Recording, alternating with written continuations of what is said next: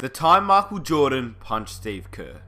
Now, as we all know, Michael Jordan is the greatest player of all time. He's done things that, well, we've never really seen before. And he's always said that the reason why he was so good was because he was so determined. He was so motivated. But the real reason why was because he was so competitive. We all know that. Michael Jordan was by far the most competitive person I think I've ever seen. And the amount of stories I've heard, and I'm pretty sure you have too, of Michael Jordan and his competitive nature is just insane. But the story that I'm about to tell you is one that doesn't really get talked about often, and personally, I think it's one of the best Michael Jordan stories, not because of what happened, but because of the end result, and how it affected both players heading into future years as teammates. As you know, if you're subscribed to the channel, I like to share stories that people don't really talk about, so if you're new around here, be sure to subscribe and enjoy the video. Here's the time Michael Jordan punched Steve Kerr. Also, very quickly before I get started, is that there's going to be clips of Michael Jordan as a cartoon, and it's actually Michael Jordan telling the story of what happened just as a cartoon, so if you want to watch the whole thing, I'll leave a link in the description, but other than that, I hope you guys enjoy the video.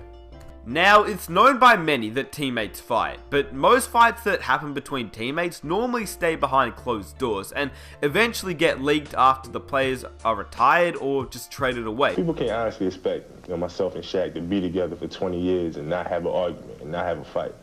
That's just like fantasy land. That's not going to happen. We had arguments my rookie year, my second year, this year, and we're probably going to have many more arguments.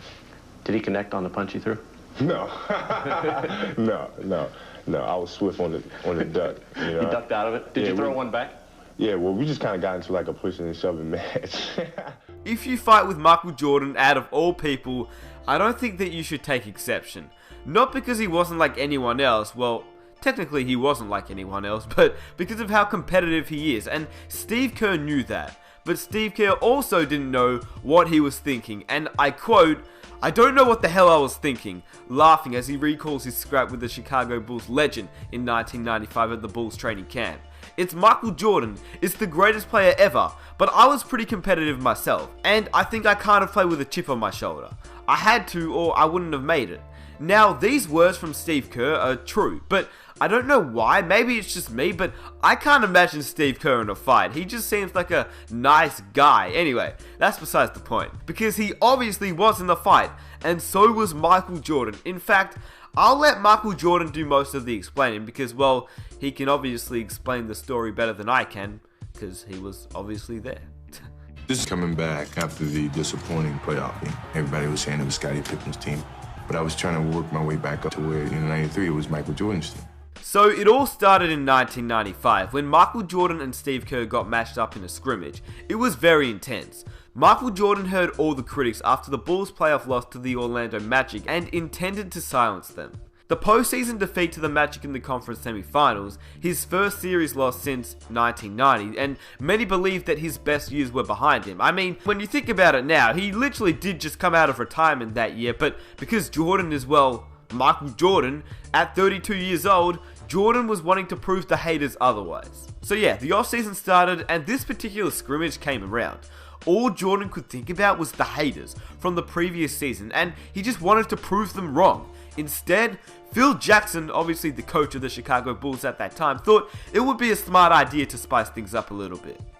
And this one day, I don't know, I was just in a very feisty mood. And Phil put Steve Kerr opposite of me. But he was giving Steve all the calls. And I'm getting like really ticked off. Anyway, Jordan was furious, and as a notorious trash talker, he and Kerr started talking trash on a couple of possessions, and then it just escalated from there.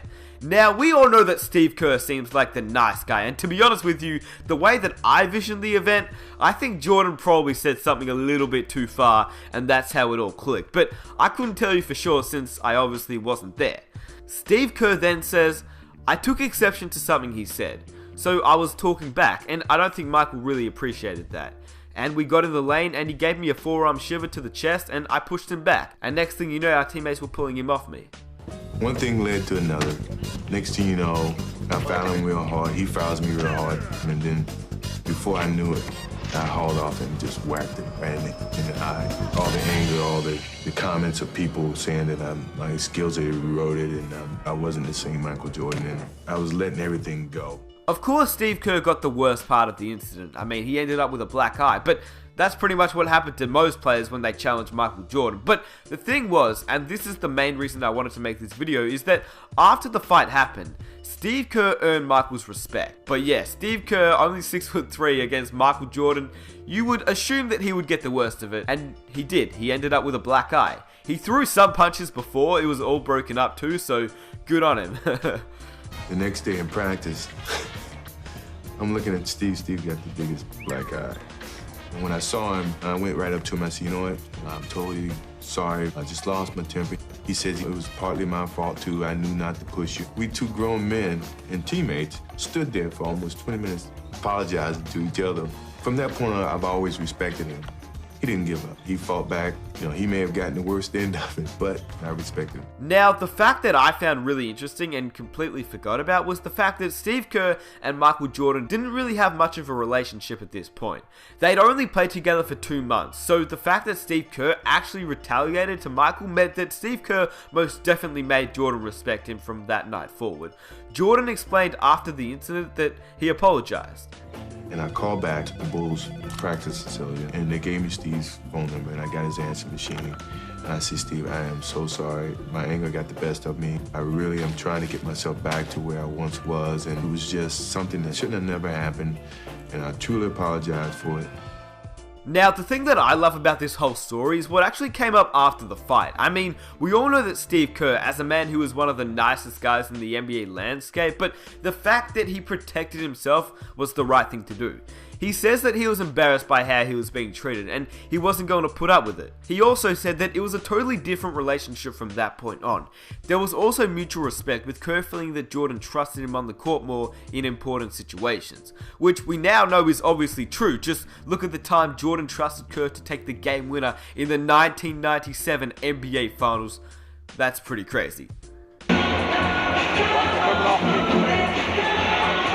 comes off, I'll be ready. 6 seconds, 5, Michael in traffic to Kerr, 15-footer.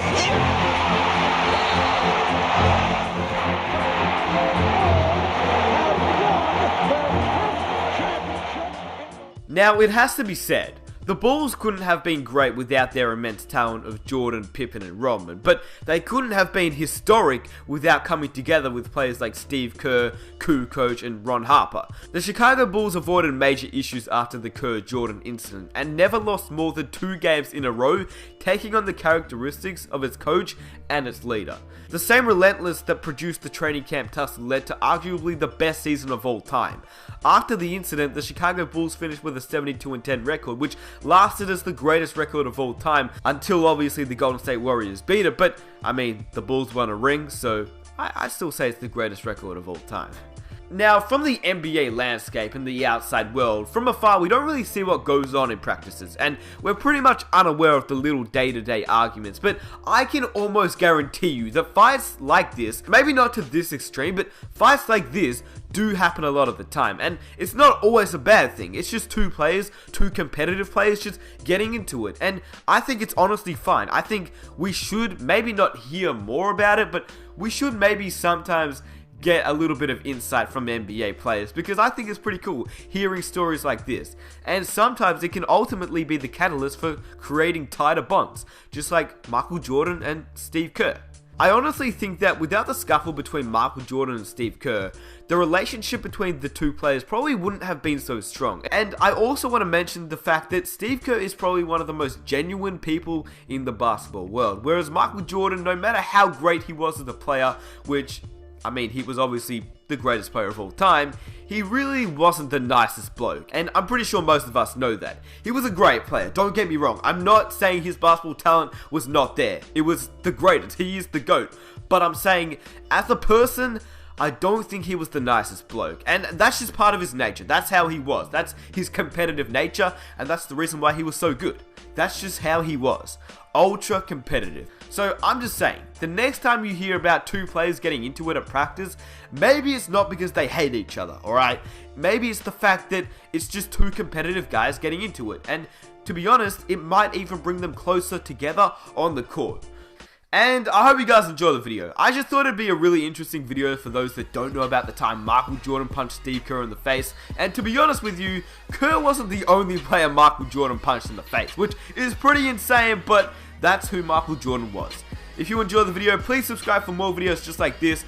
I honestly appreciate all the new subscribers because we've been getting a lot of new subscribers, which thank you guys so much for sticking around and enjoying the content. If you're new, be sure to subscribe. I think you guys will love this channel, and if you enjoyed this video, please leave a like, comment some of your own ideas that you'd like me to make a video on, and that would be absolutely amazing. And I'll catch you guys in my next video.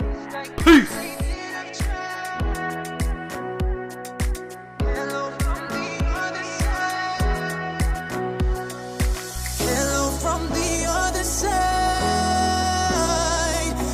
Must have called 1,000 times.